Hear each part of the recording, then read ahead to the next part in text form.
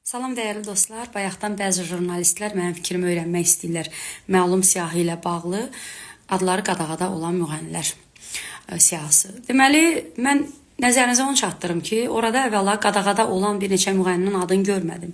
Ya ehtimalım budur ki, növbəti siyahı yayımlanacaq, ya da ki, bəzi səhifə adminləri rəsmi siyahıdan indi nəyəsə müqabilində səhifə adminləri, səhifə işlədənlər, onların adlarını çıxarıblar. Amma bilin ki, son vaxtlar qalmaqalları ilə və yaxud qeyri-qanuni nikahdan kənar uşaq doğmaqları ilə gündəmdə olan müğənnilər, bəli, onlar da qadağadadırlar. Bunu mən 100% deyirəm sizə. Və əziz dostlar, qaldı ki, mənimlə bağlı gülmüşəm nəyə? Elə bilin ki, deyirlər ki, Trump zaurun verilişinə gəlməkdən imtina elədi. Trump oradaydım ki, bir imtina da eləsin.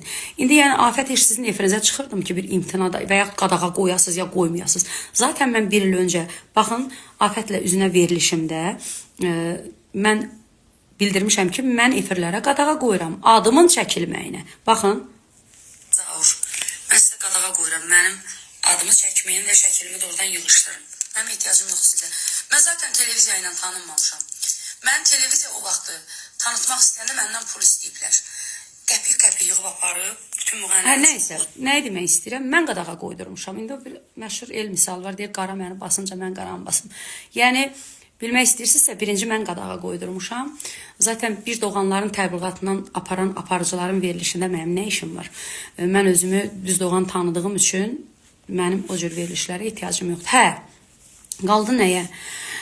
Hə, o ki qaldı, indi deyəcəksiniz ki, bəs necə olur, hərdən verilişi də ora çağırırdınız və yaxud gələndə iştirak edirdiniz verilişlərdə. Dostlar, üzətdəndir də adam utanır deməyə ki, çəkmə məni.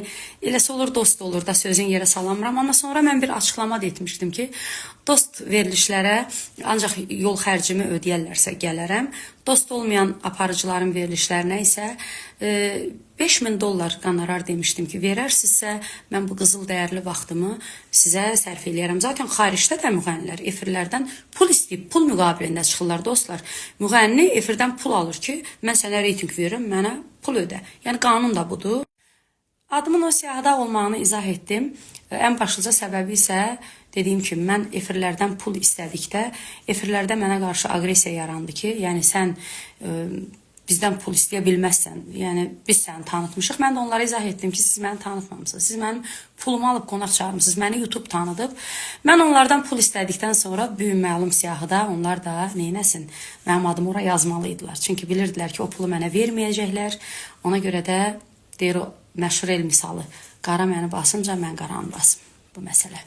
Hə, mənim bu qadağamdan sonra dostlar, sağ olsun aparıcılar məni xərcə salmadılar.